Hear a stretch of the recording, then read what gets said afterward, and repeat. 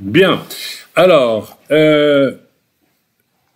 comme chaque matin, je dis Seigneur, je ne prépare aucun message, et puis tu me parles, et puis je lisais ma Bible dans mon lit ce matin, après m'être lavé, j'étais m'asseoir dans mon lit, puis j'ai prié, et j'ai lu ma Bible, et là, le Seigneur m'a dit, et puis j'ai une amorce de message, et nous relisons même,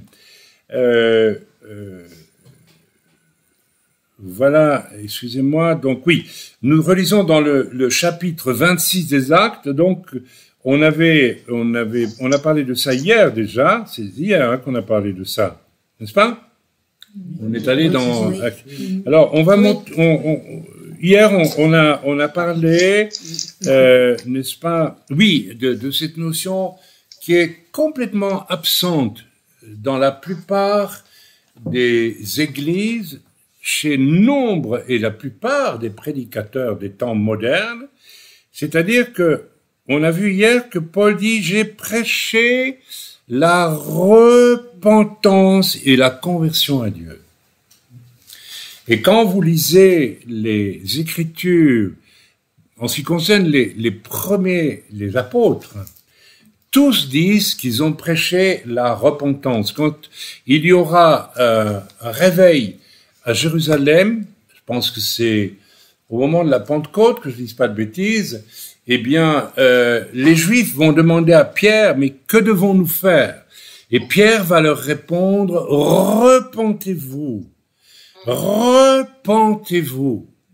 Aujourd'hui, en général, quand on témoigne aux gens, on leur parle de la beauté du royaume de Dieu, de Dieu qui est bon, de Dieu qui nous sauve. Et puis, vous savez, trouvez-moi un humain sur la terre, à part ceux qui aiment le diable. Il y a des gens qui aiment Satan. Ça existe. Mais c'est une minorité, hein, qui aiment franchement, ouvertement. Il y a des gens complètement, ça existe. Mais trouvez-moi un humain en dehors de ces quelques exceptions que vous trouverez sur la terre, à qui vous dites, est-ce que tu veux que Dieu te sauve? Trouvez-moi un qui dira non. Tout le monde aime bien être sauvé. Tout le monde aime, bien sûr, tout le monde se dit, bah, mais oui, parce que tout le monde sait qu'il va mourir un jour, et autant être sauvé. Donc, si vous annoncez le salut en Jésus-Christ, bah, vous n'annoncez en fait pas grand-chose. Vous annoncez quelque chose que tout le monde va accepter, n'est-ce pas? Mais dès que vous touchez, vous avez peut-être déjà eu l'expérience avec des gens à qui vous témoignez, et puis vous commencez, ils sentent que vous approchez du moment où ils vont devoir abandonner ceci ou cela. Alors ils vous disent, ah non, écoute, une autre fois, parce que là je suis pas prêt, n'est-ce pas? Dès qu'on aborde la repentance, c'est fini pour beaucoup d'humains. Et nous avons laissé rentrer dans nos églises, je parle ici pour un nombre incalculable d'églises, nous avons laissé rentrer des gens à qui nous n'avons pas dit, il faut te repentir. C'est très facile de rentrer dans une église. C'est pas compliqué. Vous ouvrez la porte, vous vous asseyez. Je me rappelle d'une personne qui n'était pas un sœur en Christ, que j'ai rencontré dans le Midi de la France dans une réunion pointue d'enseignement que je donnais, je ne sais plus où, dans le Midi de la France, mais il y a longtemps. Et là, il y avait une jeune femme qui revenait de la Martinique, je pense, je ne sais plus, ou de je ne sais où, de la Guadeloupe. Et on me l'a présentée, alors elle était là, elle a loué le Seigneur, elle avait l'air d'être une chrétienne. Et on m'a dit, tu sais, cette personne... on est content que tu sois là, comme il y a le refuge, elle n'a pas de logement, elle revient etc., elle est malade, et c'est une chrétienne, et elle est à la rue, quoi, ou presque. J'ai dit, bon, ben alors je l'accueille au refuge. Et nous l'avons accueillie au refuge pendant, je sais pas combien de temps, mais 2 ans, 2-3 ans, quelque chose comme ça. Mais en cours de route, on s'est rendu compte qu'il y avait des choses curieuses dans sa vie. Il y avait des influences démoniaques énormes, il y avait vraiment des choses graves qui se passaient, et à un moment donné, je lui ai demandé, mais est-ce que tu peux m'expliquer comment tu es devenue chrétienne? Parce que j'ai commencé à avoir des doutes. Parce que elle avait tout, vous comprenez? Et ils vous disent qu'ils sont chrétiens, et puis qu'ils sont chrétiens évangéliques et tout. Et alors elle me dit, ben oui, en fait, moi je suis catholique à la base, et puis un jour je m'ennuyais dans l'église catholique, donc j'ai dit, tiens, pour aller voir, je vais aller voir dans une église évangélique. On m'avait parlé des églises évangéliques. Donc j'ai été dans l'église évangélique, je me suis assis dans l'église, et j'ai dit après, après rien du tout. 3 semaines après, le pasteur est venu me voir, alors que le pasteur ne lui avait pas adressé la parole depuis 3 semaines, et non, je vous invente rien, je vous assure, c'est impressionnant.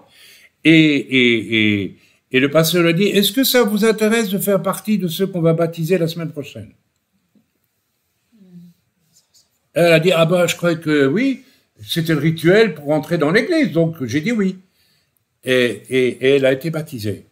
Mais elle était même pas, il y avait ni conversion, ni repentance, ni nouvelle naissance, strictement rien. Rien du tout. Rien, mais rien. Alors, en réalité, après, on a essayé de l'amener à la repentance. Ça n'a pas marché. Elle a fini par entrer en conflit avec l'Église. Elle est partie. Voilà une personne à qui on a fait croire qu'elle était sauvée, membre d'Église et tout, et qui n'était pas sauvée du tout.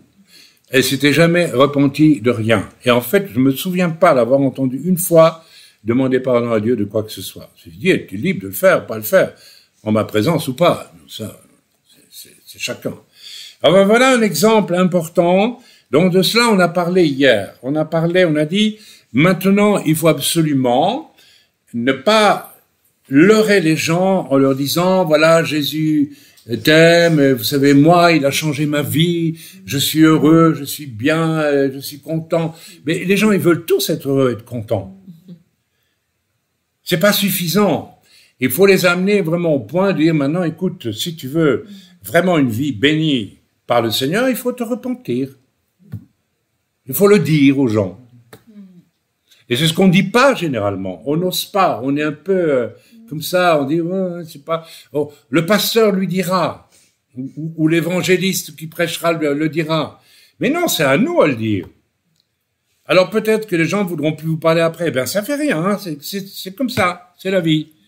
Amen. Il vaut mieux avoir des relations qui continuent avec une personne sur 100, mais qui se repent vraiment et qui rentre dans l'église, que de garder des tas de WhatsApp, de machin avec plein de gens, parce que on leur a témoigné une fois et qu'ils nous aiment bien et que ils veulent encore pas. Ils veulent toujours parler, les gens, vous savez.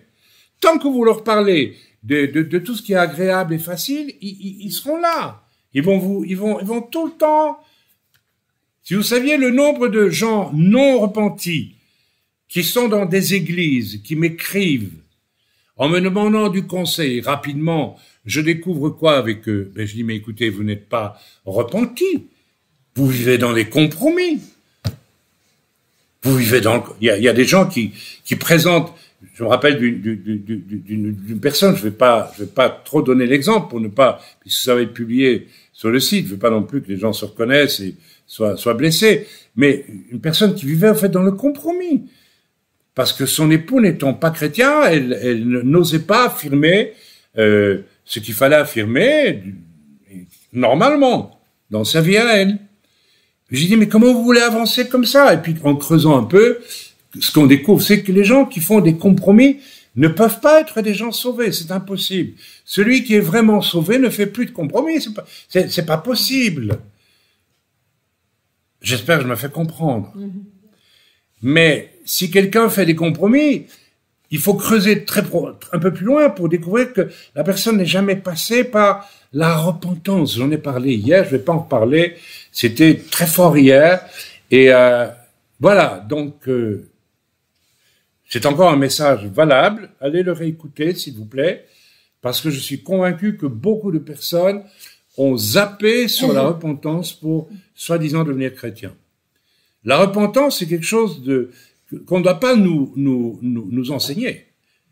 ça doit venir normalement dans nos cœurs. Si je cherche Dieu du fond du cœur, au moment où je rencontre par une personne ou en direct, dans ma chambre, que sais-je, le Seigneur lui-même, le désir de me repentir doit jaillir de lui-même. S'il ne jaillit pas, c'est que je ne cherche pas vraiment Dieu.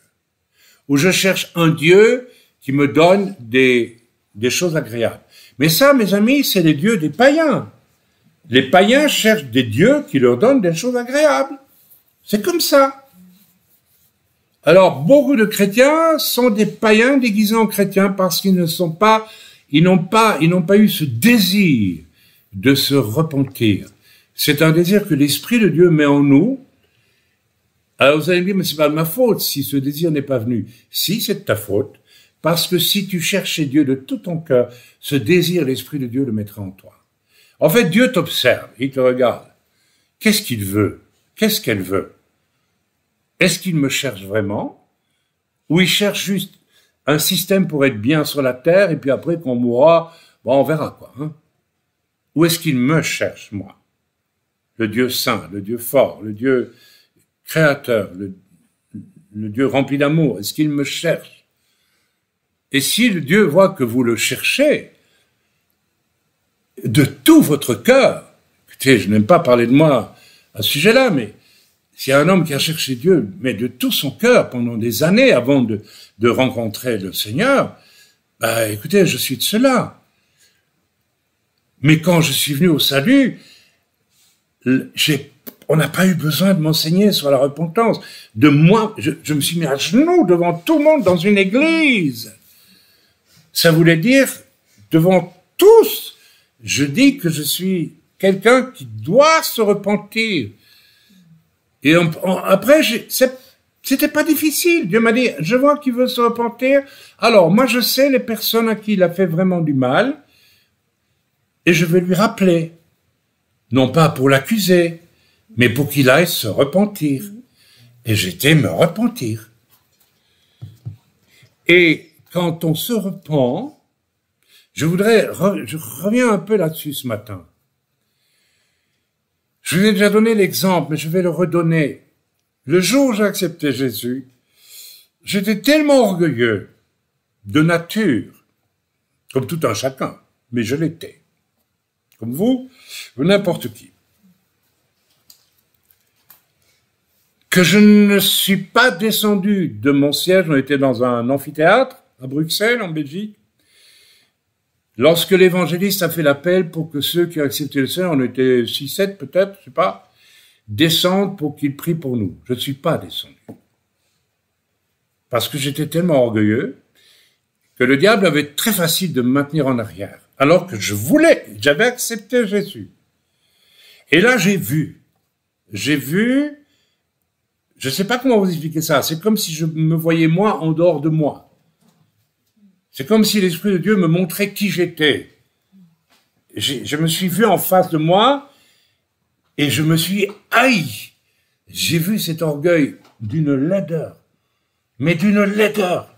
C'est tellement dérisoire, c'est tellement affreux, cet amour de soi, cette idée superbe qu'on a de soi, cet orgueil, je l'ai vu comme une des choses les plus abominables. J'ai dit, quoi, c'est moi ça? Non, c'est fini, je ne veux plus, c'est honte, j'avais honte. Vous comprenez comment la repentance vient? Quand on n'a pas honte de soi, de ce qu'on a été, de ce qu'on est, comment voulez-vous qu'on se repente? Ben, résultat des courses, 2 semaines après, cet évangéliste qui s'était déplacé depuis la France pour venir prêcher pour ce Gugus-là, qui était trop orgueilleux que pour descendre, moi en l'occurrence. J'avais une dette vis-à-vis de lui, et j'avais une dette vis-à-vis de Dieu. Alors j'étais à La Réunion, c'était une église, avec beaucoup de vieilles femmes, et l'homme fier, l'acteur déjà un peu célèbre et tout, brrr, quelle horreur même de rappeler ça. Quelle horreur. Je me suis flanqué à genoux devant tout le monde. Ça voulait dire non, je ne veux plus de cet homme-là. Et le serviteur de Dieu qui s'appelait Jean-Louis Jaillet s'est avancé vers moi, il a dit que tes chaînes tombent. Et les chaînes sont tombées. Mais vous savez ce qui est rentré à ce moment-là en moi? La puissance de Dieu est descendue sur moi. Et je peux vous dire qu'à ce moment-là, oui, Dieu a dit, maintenant, lui, je l'utilise pour mon royaume. Mon ministère a commencé là, alors que je ne pensais même pas un jour être un serviteur de Dieu. Je n'imaginais même pas, tellement j'avais été dégoûté de mon orgueil que j'avais vu en face, je disais, mais moi, quand on m'a nommé diacre, je savais que c'était faux. Mais j'ai dit oui. Parce que je savais que Dieu avait déjà monté, j'avais un autre appel. Mais ça fait rien. Mais il y a eu la repentance. Vous voulez vraiment que Dieu vous habite? Si vous n'êtes pas passé par la repentance, n'est pas passé par ce dégoût de vous-même, profond, au prorata du dégoût de vous-même, qui aurait été accompagné de repentance, d'humiliation devant Dieu, et les hommes, s'il vous plaît. Je me suis pas mis à genoux dans ma chambre en disant je vais le faire dans ma chambre, Dieu, ça suffit. Non, devant tout le monde, je me suis mis à genoux. Dieu voit ça. Celui-là, il se repent. Il est dégoûté de ce qu'il était. Ok. Alors maintenant, je peux me servir de lui. Pas qu'il est plus intelligent qu'un autre. Non. Alors c'est ça qui est merveilleux. Il y a pas besoin d'être ni intelligent, ni formé, ni avoir, je sais pas, un bac plus 62. Ça n'existe pas, j'espère. Parce qu'autrement, on a des soucis jusqu'à la fin des jours, hein, pour étudier ça. Il n'y a pas besoin de ça. Il y a besoin de repentance. Sans repentance, pas de délivrance, dit-on. Sans repentance. Vous pouvez ramer tant que vous voulez dans la plus grande église du monde, avec le meilleur serviteur de Dieu du monde.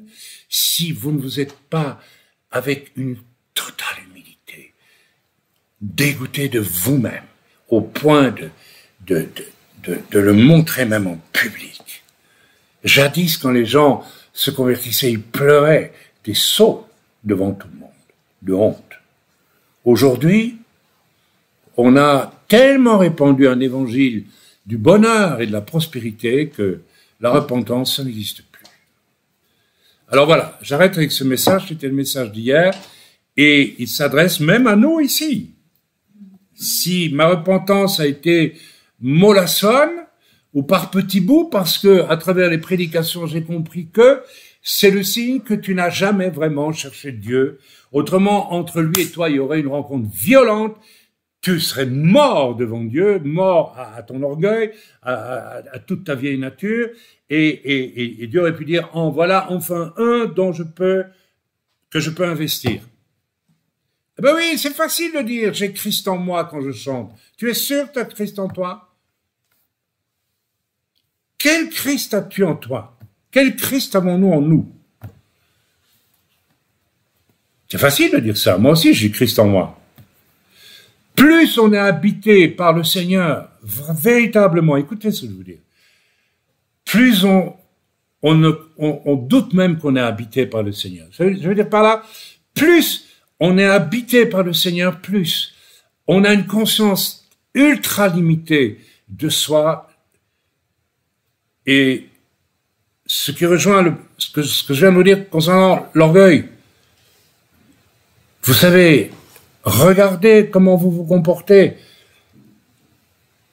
C'est incroyable, invraisemblable de voir à quel point des chrétiens sont encore orgueilleux.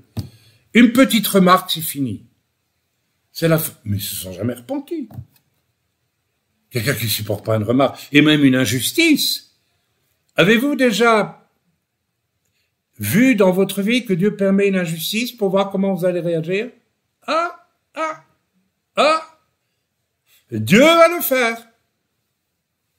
Ah, mais c'est injuste, je suis pas d'accord. Oui, tu es en train de montrer que tu es vachement orgueilleux encore. Parce qu'il y a des injustices que Dieu permet pour voir où nous en sommes. Oh, mais ça, évidemment, on ne veut pas en entendre parler. Voilà. Alors, on va aborder autre chose aujourd'hui. Donc, un autre passage. Nous allons lire donc dans le acte 26. Donc, je vous exhorte tous à chercher Dieu avec un cœur violent, peut-être encore 10 ans, 20 ans, je ne sais pas, jusqu'au jour où Dieu dira, ah, il me cherche. Eh bien, il va me trouver. Mais il va me trouver en se mettant à genoux. D'abord. Moi, je milite pour un Dieu qu'on ne trouve pas sans se mettre à genoux. Et c'est vrai pour moi jusqu'au dernier jour de ma vie. Ça suffit. Nous devons arrêter ça. Dieu est saint. Dieu n'est pas un marchand de soupe. Dieu n'est pas un marchand de bénédiction à 5 francs 50. Dieu n'est pas un Dieu de la prospérité. Si Dieu vous bénit financièrement, tant mieux. J'ai commencé ma vie chrétienne avec rien. Un matelas, 3000 livres, des disques, rien d'autre. Ma femme n'avait encore moins que moi. Mais Dieu nous a bénis. Et certains nous le reprochent. Dieu peut bénir, mais on ne le recherche pas. Si on vient dans l'église pour ça, on est un insensé. On prend Dieu pour Madame Soleil ou je ne sais pas quoi, un jackpot. Quelle honte! Ça suffit, ça suffit. Repentons-nous maintenant. Repentons-nous même d'avoir vécu ce christianisme-là. Il faut se repentir là. Le Seigneur est proche, le Seigneur est à la porte. Les jugements de Dieu tombent. Excusez-moi, mais je parle avec fermeté parce que je crois que c'est nécessaire. Cherchez Dieu de tout votre cœur. Cherchez-le à laisser. Vous savez, je passais mes nuits dans des bistrots de jazz et d'artistes. Je ne dormais pas chez moi, parce que je voulais trouver Dieu. Et à 2 heures du matin, je commençais devant tout le monde à parler de la seule chose qui m'obsédait, Dieu, dans des clubs de jazz à 2 heures du matin. Les gens avaient du gin dans les mains, de la vodka, de la bière, des trucs. Et j'étais comme ça. Et moi, je parlais de Dieu. Et vous savez ce qui se passait? Tout le monde se taisait et écoutait ce fou parler de Dieu. Pourquoi? Parce que tous veulent entendre parler de Dieu. Mais tous ne veulent pas se repentir. Tous ne veulent pas se repentir.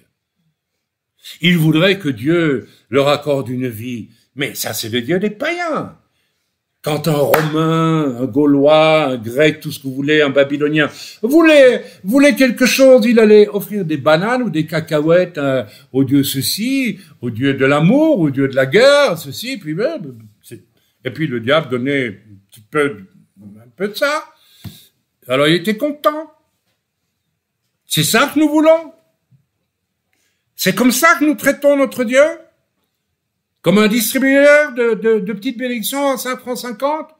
Quand Dieu bénit, mes amis, ça dépasse tout ce qu'on peut imaginer. Voilà. Je ne sais pas pourquoi je continue à parler de cette repentance, mais nous ne prêchons plus la repentance. Nous prêchons le bonheur d'être sauvé. Ah, d'accord. Mais tu crois que tu vas être sauvé parce que juste Dieu te donne... Non, il faut passer par la repentance. Relisez l'Écriture, vous verrez que Paul, Pierre et les autres disaient toujours au début, je prêche la repentance. Et puis c'est même pas tout.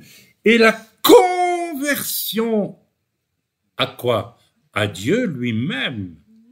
Pas aux bénédictions de Dieu. Et il prêchait, il disait ça, donc verset 19 de 26 dans les Actes, j'ai prêché la repentance et la conversion à Dieu. Ça signifie quoi la conversion à Dieu? Pour beaucoup de gens, c'est « Ah, mais Dieu va me bénir ». Non. La conversion, c'est changer d'état. Passer de ton état à toi, de ta pensée, de ta mentalité, à la pensée et à l'être de Dieu. C'est-à-dire la conversion à Dieu, tu dois devenir, pas Dieu, mais comme Jésus. Donc comme Dieu. C'est-à-dire tu dois devenir à l'image de Christ. La conversion à Dieu. Vous avez déjà réfléchi à ce que ça veut dire vraiment, la conversion à Dieu? C'est pas la conversion à tous les Amen. Alors, on y va pour la deuxième partie du message qui aurait dû être la seule aujourd'hui. Voilà. Alors, que dit l'apôtre Paul au verset 17? « Je t'ai choisi du milieu de ce peuple et du milieu des païens vers qui je t'envoie. » Nous allons réfléchir et voir tout ce qu'il y a dans ce petit morceau, dans ce verset 17.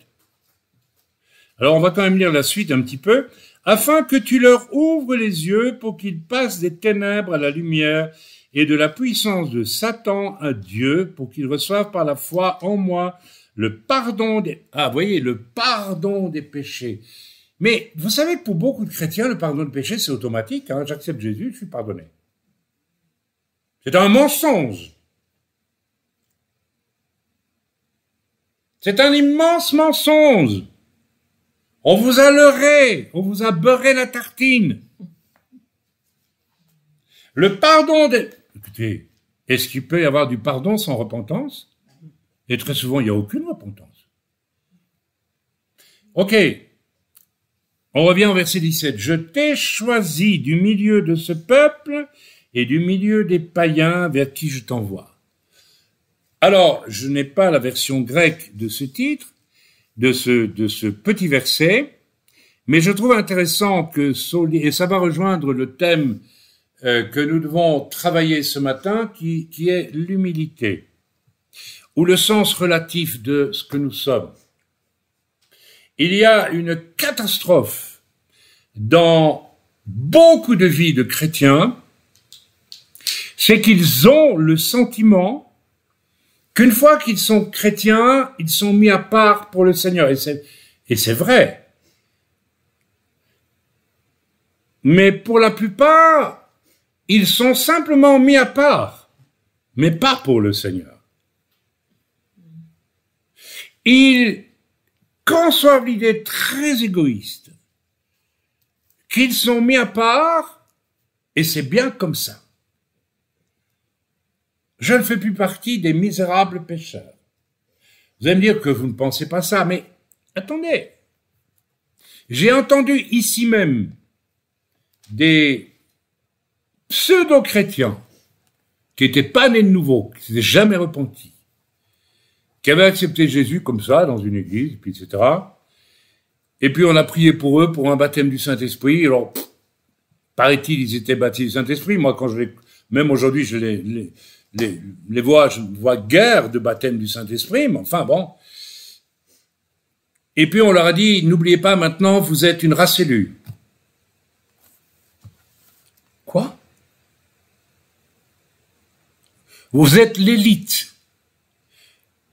Baptisé du Saint-Esprit, vous êtes l'élite de l'Église. Ils m'ont dit ça. Et ces gens n'étaient même pas nés de nouveau. L'élite de l'Église. C'est un discours qui court dans beaucoup d'églises. Pourquoi certaines églises se bouffent le nez dans une même ville? Vous savez pourquoi? Parce que moi je suis l'élite et toi tu n'es pas l'élite. L'élite. Je suis mis à part pour le Seigneur. Qu'est-ce que ça veut dire être mis à part? C'est je suis mis à part pour que Dieu m'utilise comme il veut. S'il veut faire de moi une serpillière, il fait de moi une serpillière. S'il fait de moi un ouvre-boîte, c'est très bien. S'il fait de moi autre chose, une Lamborghini spirituelle, imaginons, je sais pas. C'est lui qui décide. C'est ça, il est mis à part pour le Seigneur. T'as juste rien à dire. Et très souvent, c'est le contraire. Je suis mis à part et donc je vais commencer à décider. Je suis dans la meilleure église, et puis moi je serai ceci, moi je serai cela. Vous savez, la première église où j'ai mis les pieds, les gens les plus abominables que j'ai rencontrés en entrant dans l'église, c'était les anciens. C'était pas les anciens choisis par Dieu. C'était des anciens choisis par défaut. C'était des ratés. Des gens, pardonnez-moi, je n'ai rien contre les gens au chômage, ratés avec des vies. Mais il n'y avait personne d'autre de disponible parmi les gens qui avaient des bonnes situations. Il n'y avait personne qui voulait accepter d'être ancien. Donc le pasteur avait pris des bras cassés pour faire les anciens. Et à peine entré dans l'église, j'ai vu ce que pouvait être la jalousie d'anciens qui croyaient qu'ils étaient dans une position et qui n'étaient pas dans une position. Et qui soudain découvrent un jeune converti qui est rempli de l'esprit et qui veulent le massacrer. Vous allez dire, ça n'existe pas, ça existe. La pire chose pour laquelle je vais m'employer à les défendre, nous avons 2 conversions exceptionnelles ces jours-ci. Je sais que Dieu va les investir de façon exceptionnelle. Mais ce dont j'ai peur, c'est que l'Église ne les détruise, ne bloque le rappel, plus que de l'encourager. Alors voilà, ce qui est intéressant ici, c'est que le Seigneur dit à Paul, c'est Dieu qui a parlé à Paul, « Je t'ai choisi du milieu de ce peuple, du peuple d'Israël, et du milieu des païens. » Ça veut dire quoi cette phrase? Il est juif ou il est païen? Ben, comme par hasard, il était en même temps juif et il était israélite plutôt, puis c'était benjaminite, donc il n'était pas yéhoudi, mais il était benjaminite, et il était romain. Vous croyez que c'est un hasard? Non. Ça veut dire, je t'ai choisi du milieu du peuple d'Israël, mais Israël fait aussi partie à l'origine des peuples païens. Ah, on croyait que c'était un peuple d'élite. Mis à part. Oui, mis à part. Mais avant d'être un peuple d'élite, Abraham, son père, c'était qui? C'était un Chaldéen qui adorait des dieux chaldéens. Et Dieu a choisi Abraham, etc., et puis toute la cohorte de ceux qui ont suivi jusqu'à Yeshua. Mais pas pour en faire un peuple d'élite qui plane sur un nuage, comme certains, il faut le dire, Israélites le disent encore aujourd'hui. Ils le disent peut-être pas ouvertement, mais ils le disent. Goïm, c'est... Ah, j'ai entendu un jour un enseignement de rabbin qui disait « Les goïms ne sont pas des humains, ce sont des animaux. » Ah ben oui, mais attendez, oui, ça, oui. Mais ne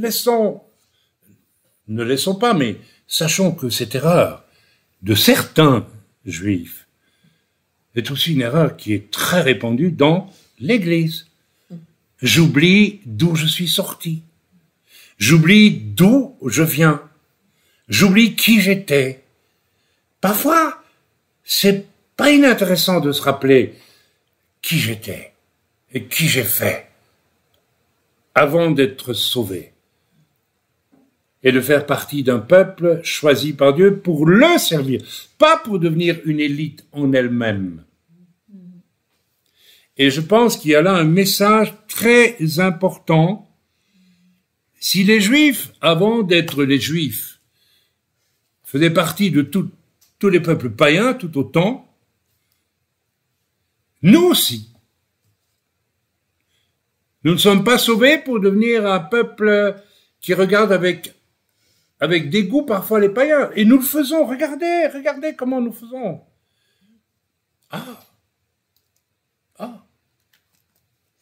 Ça me rappelle l'histoire d'une femme de distinction anglaise qui était allée dans une réunion de Spurgeon, et alors, ou d'un autre prédicateur anglais dont j'oublie le nom, qu'importe. Et alors, elle est allée le trouver à la fin de la réunion, elle a dit, écoutez, j'apprécie tellement votre prédication, mais est-ce que vous pourriez m'informer d'une église qui est plutôt de mon niveau? Parce que là, il n'y a que des ouvriers, des gens simples du peuple. J'ai oublié quelle a été la réponse du serviteur, mais elle a été salée, croyez-moi. Elle a été salée. Il l'a remise vraiment à sa place et il a eu raison. Mais est-ce que nous sommes certains? Moi, rien que d'en parler, je sens dans l'esprit que ce message devrait parler à pas mal de gens. Même des serviteurs de Dieu. Il y a des serviteurs de Dieu qui ne supportent pas la moindre défaillance chez un jeune chrétien parce qu'ils estiment qu'ils font partie d'une élite. Et que toute personne qui a accepté Jésus, moi j'ai connu ça. J'avais un combat au début de ma conversion. Et le jeune pasteur, je pense qu'il a dû évoluer depuis, je parle d'il y a 40 ans. Lui, il est né dans une famille chrétienne, qui était déjà une famille chrétienne. Il a été préservé de tout. Et il ne pouvait pas supporter qu'un jeune chrétien ait des combats au début de sa vie chrétienne. Et aujourd'hui, et le jour même où j'ai découvert ça, j'ai compris une chose. Et ça aurait pu me jeter en dehors de l'Église définitivement.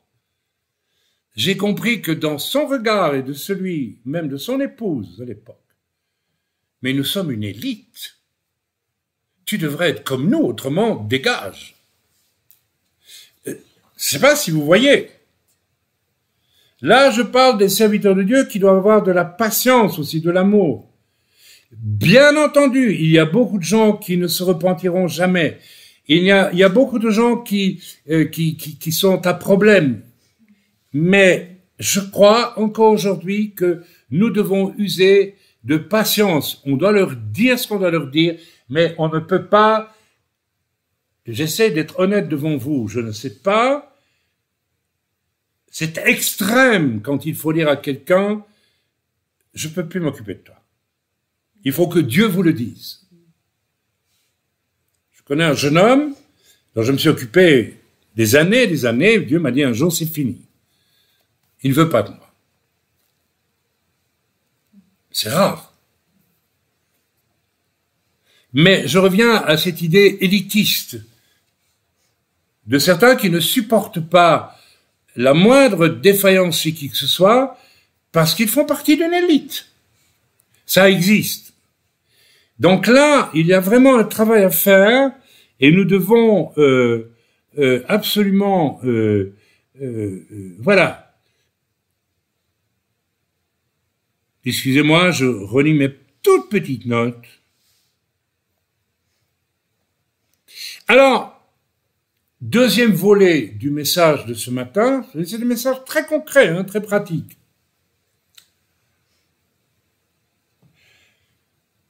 Si je tombe dans ce piège, ça y est, moi j'ai rejoint une élite, moi je suis parmi les meilleurs, et que j'oublie d'où je suis venu, je suis littéralement incapable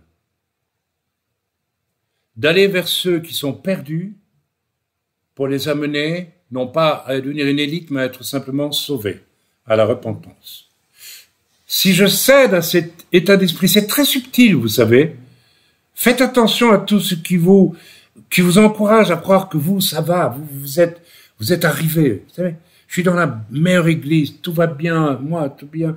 Le Dieu bénit ma famille, je ceci, je cela. Ouf, moi, je suis...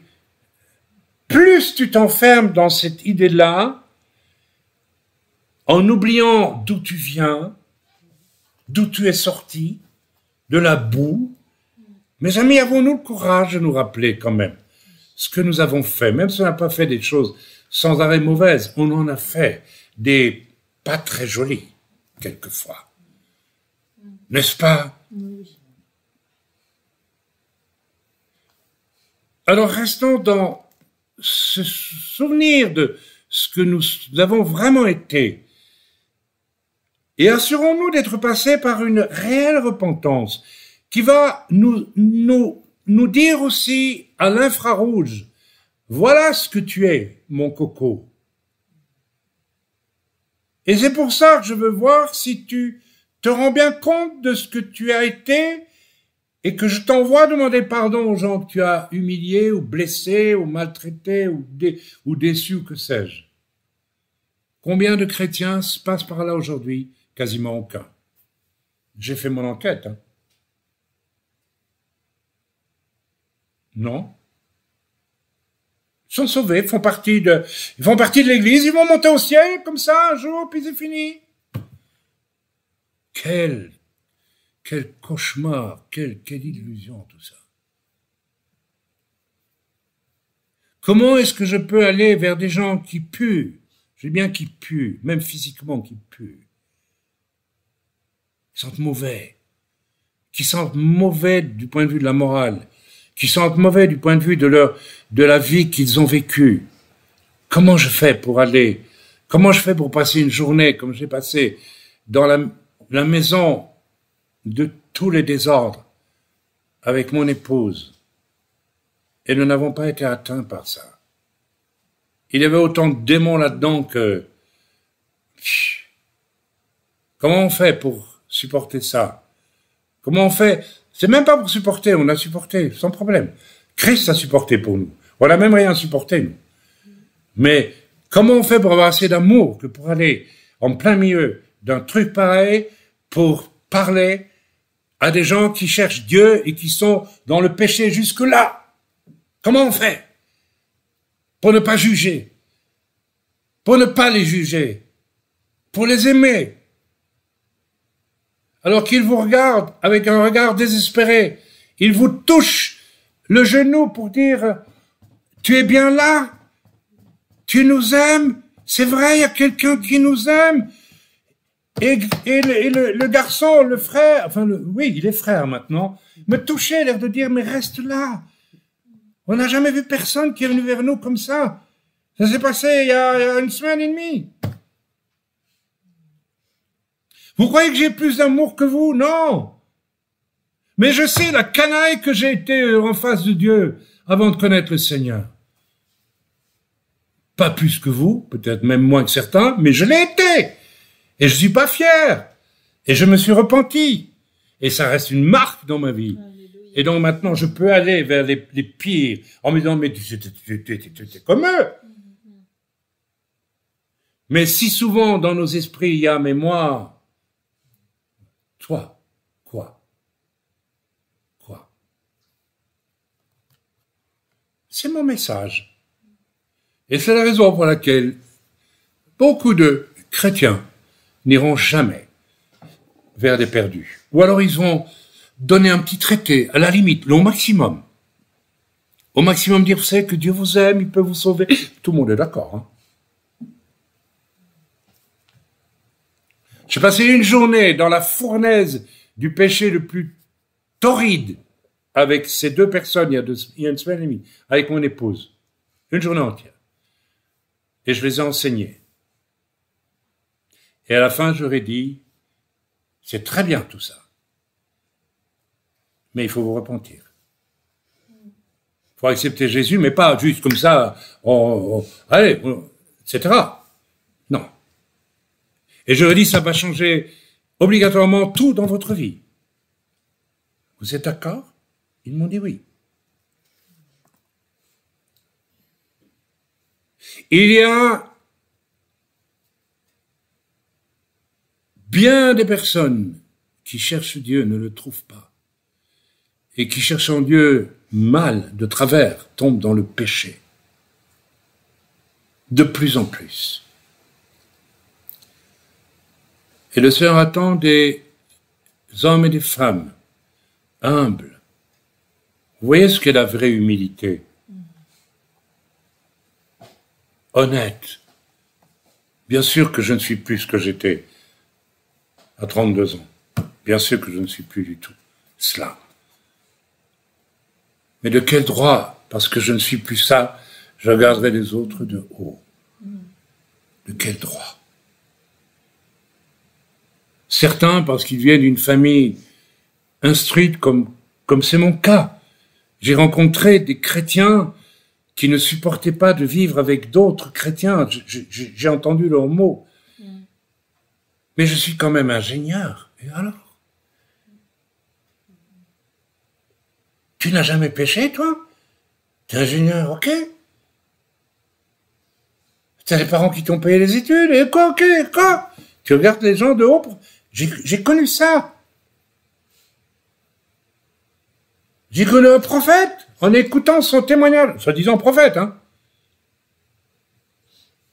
J'ai entendu dans son discours, j'étais tellement intelligent, parce que c'est un homme très intelligent, d'après ce qu'il dit, qu'il a bien fallu que Dieu me sauve. Et cet homme était, disait-il, un prophète.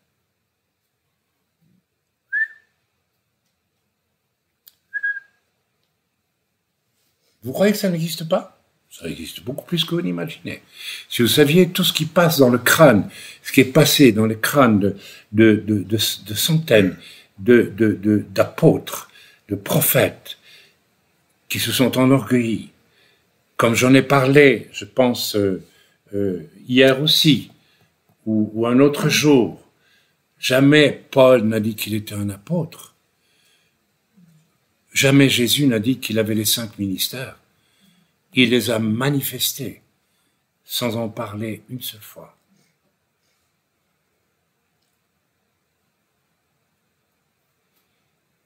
Je sens le chagrin de Dieu. Je suis prêt à pleurer pour le moment parce que je vois dans mon esprit, j'ai vu en parcourant des rencontres de pasteurs, de serviteurs, à quel point l'orgueil spirituel pouvait être présent.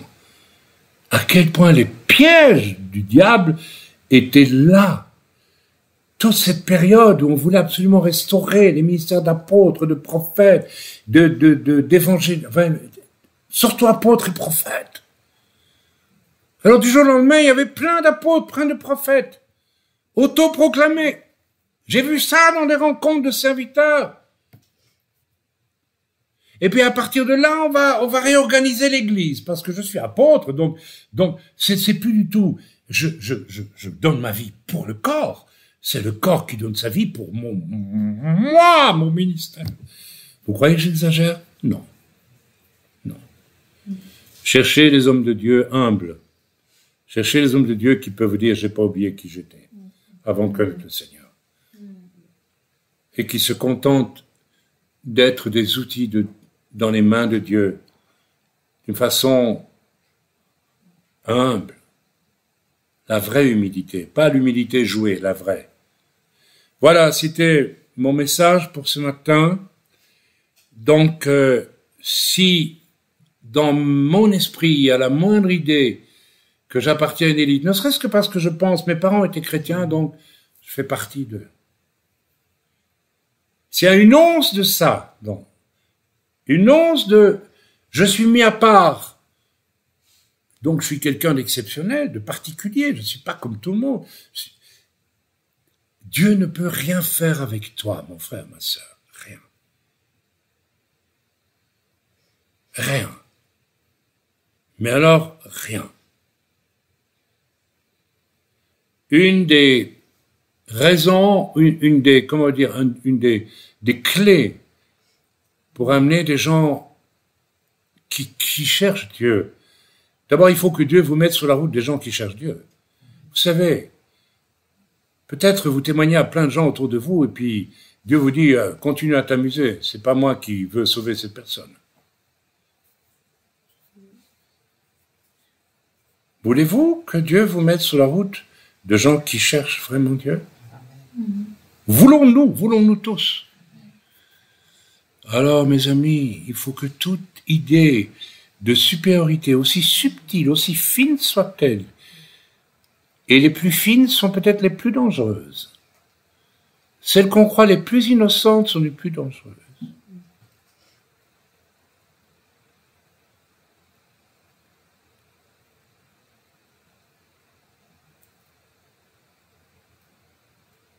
Voulons-nous que Dieu nous mette sur la route de gens qui cherchent Dieu et qui sont dans le caniveau? Parce qu'on est tous dans le caniveau au départ. Alors, assurons-nous vraiment que toute idée de arrêtez de regarder votre famille chrétienne, ah mais moi, ma famille est chrétienne. Okay. Tu as lu dans la Bible que la folie est dans le cœur de tes enfants? Alors tu leur donnes une apparence chrétienne, parce que tu les élèves, tu les nourris, tu les habilles bien, tout ça, et tu crois que, ils sont capables de faire le pire. Et ils sont, dans leur âme, aussi pécheurs que Judas, et n'importe qui, que Caïn, que n'importe quel individu sur la terre. Arrête de rêver. Je vois tant de parents qui rêvent. Ils ont en face d'eux des futurs petits monstres, quand ce ne sont pas déjà des petits monstres. Mais ils les voient comme des poupées, donc c'est pas grave. Ils font partie d'une élite, donc mes enfants seront partie de l'élite. Laissez-les, ce sont des aveugles qui conduisent des aveugles, a dit le Seigneur. Et moi je vous dis, si vous vivez comme ça, je ne dis pas que vous ne devez pas essayer d'amener au salut vos enfants, mais ils seront obligés de passer par là où vous êtes passé aussi. Et n'attendez pas qu'ils aient 20 ans ou 30 ans pour leur dire. Donnez déjà l'exemple, vous, devant vos enfants, que vous vous êtes repentis. Je ne dis pas qu'il faut leur raconter votre repentance, mais vos enfants vont savoir. Si vous êtes un chrétien de tralala, ou si vous êtes un... Ils le voient, ils le sentent.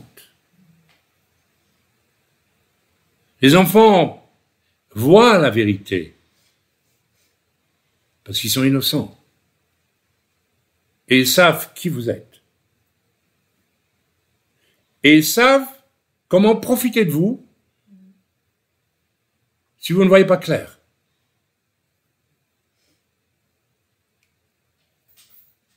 Mais il faut commencer par voir clair en soi-même, si on veut être crédible, même pour nos enfants. Alors, bannissons toutes ces rêveries sur notre statut d'élu. Et laissons-nous habiter par la vérité. C'est par pure bonté que Dieu m'a sauvé. Je ne méritais que l'enfer. Je bénis le Seigneur qu'un an avant ma conversion, alors que je cherchais Dieu très mal, mais je le cherchais. Et Dieu m'a dit, tu veux que je te dise où tu en es? Dans l'état où tu es, là, maintenant, tu vas en enfer.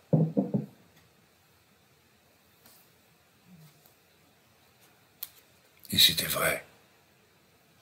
Et j'ai dit, c'est juste. Je sais que je dois aller en enfer comme ça.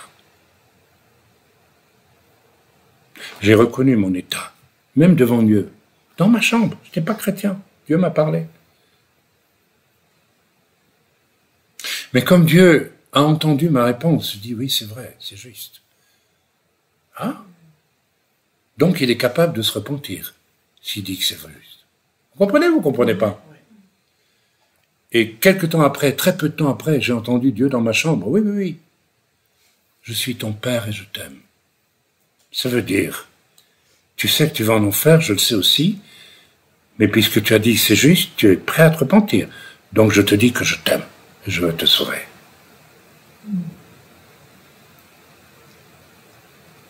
Vous comprenez le message qui est là? Assurez-vous que vos enfants se rendent bien compte que dans l'état où ils vont, même à 3 ans, 4 ans, mon fils aîné a été visité par le Seigneur à l'âge de 4 ans. 3 ans. 4 ans.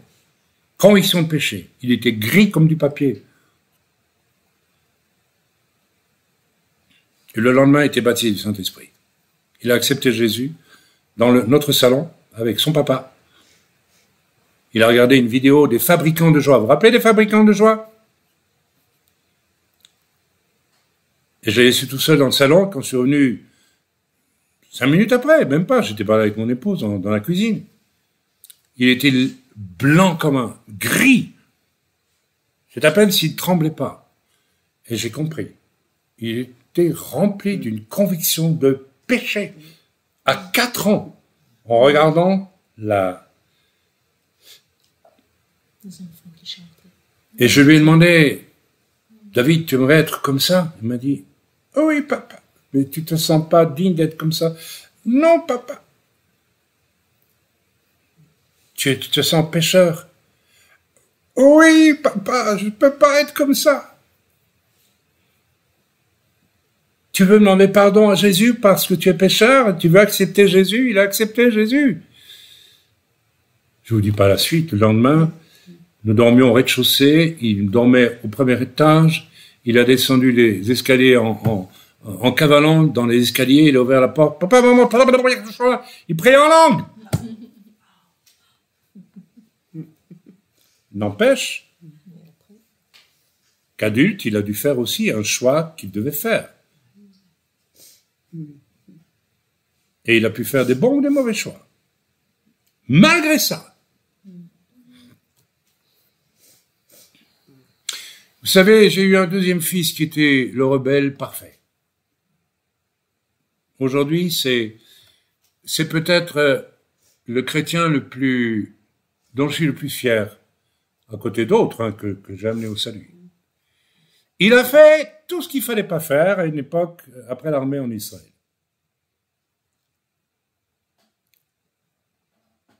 Mais un jour, il m'a écrit un mail. Il m'a dit, papa, c'est pas possible. C'est pas possible que j'ai fait tout ça. Il m'a fait toute la liste. Il m'a dit, je te demande pardon, papa. Et je demande pardon à Dieu parce que j'ai fait tout ça. J'ai vraiment fait l'idiot. J'ai péché.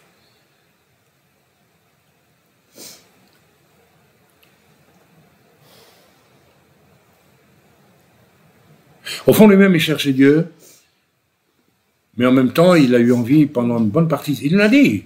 Même enfant, j'avais décidé, je ferais tout ce qui était interdit de faire. Il me l'a dit. Il n'y a pas longtemps, il m'a dit, papa, ça va te choquer, mais tu sais que petit, j'avais décidé de faire toutes les bêtises possibles et imaginables. Mais ne me demandez pas pourquoi ça passe dans la tête d'un gosse, moi je ne sais pas. Il aurait pu continuer. Mais il s'est repenti. Aujourd'hui, il est marié, il a des enfants, il est un chrétien authentique. Et un jour ou l'autre, Dieu va l'appeler à son service, je le sais.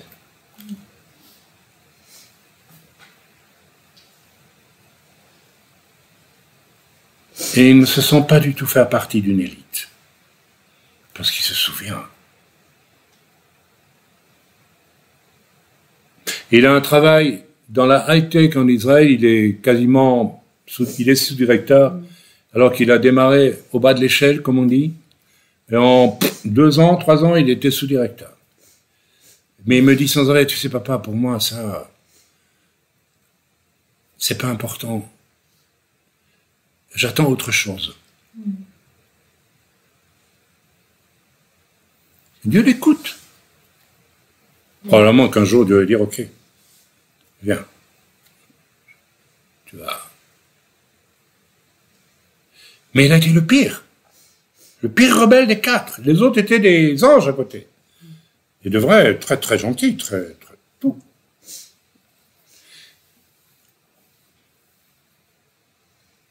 Il s'est repenti. Je connais beaucoup de chrétiens qui abandonnent le Seigneur ou qui font encore semblant d'être dans l'église, mais parce qu'en fait, ils ne se sont jamais repentis. Vos enfants doivent un jour se repentir. S'ils ne le font pas, ils seront des chrétiens d'apparence, même s'ils vont à l'église, tout ce que vous voulez, mais ils ne seront pas sauvés, même pas sauvés. Et ils ne seront pas capables. D'ailleurs, écoutez, soyons honnêtes, et puis on en restera là pour ce matin. Ah oui, parce qu'il est midi déjà. Eh bien, quels fruits portons-nous? Si vous voulez savoir si vous êtes un jour repenti, si vous avez la conscience que vous avez été dans le péché jusqu'au cou, et que vous ne valez pas plus que n'importe qui, et que Dieu peut vous envoyer avec amour auprès des gens perdus pour passer une journée avec eux, leur annoncer l'évangile, les amener au salut, etc. Si vous voulez savoir si vous pouvez vivre ça, si vous voulez savoir si vous êtes dans cette démarche-là et que vous ne me prenez pas pour l'élite, regardez quels sont vos fruits. Quand est-ce que Dieu m'a utilisé la dernière fois pour une âme? Allez, c'est ça. Je vous regarde là, certains, je vous connais. Vous avez mis 20 ans, il y a une personne parmi nous, vous avez mis 20 ans à vous dépouiller de votre orgueil de réussite sociale. Vous aviez cru que, vous étiez quelqu'un. Vous mettiez des grands chapeaux.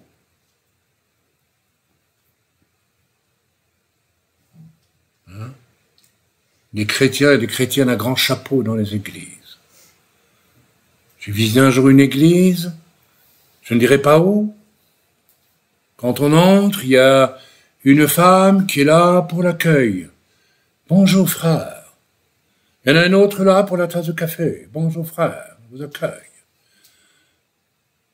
Moi, c'est le ministère de la tasse de café que j'offre, et le biscuit, et non, tout ça, et le pasteur prêche. Et puis l'offrande aujourd'hui sera pour terminer les 200 000 francs dont nous avons besoin pour le tennis que nous construisons sur les hauteurs de la ville, pour l'église. J'étais dans cette église, je dis, c'est quoi cette église? C'est un ramassis de dingue ici ou quoi? C'est quoi ça? Qu'est-ce que c'est que ces ordures sur lesquelles on a mis de la dorure?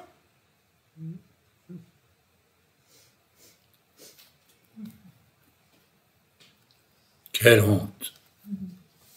Quelle honte! Prêchons la repentance qui amènera l'humilité, la disponibilité, l'amour pour les âmes d'une manière inconditionnelle, de la même manière que l'amour de notre Père Céleste est inconditionnel pour les âmes. Et si vous rejoignez l'inconditionnalité de cœur en vous avec celle de Dieu, alors la grande puissance de Dieu sera à l'œuvre. Autrement, vous n'aurez aucune puissance et vous pouvez galérer jusqu'à la fin des temps avec les trucs, tout ce que vous voulez, les campagnes de ceci et de cela, vous n'obtiendrez rien. Retour à la case départ, mes amis, tant qu'il est encore possible de le faire dans ces temps terribles que nous vivons.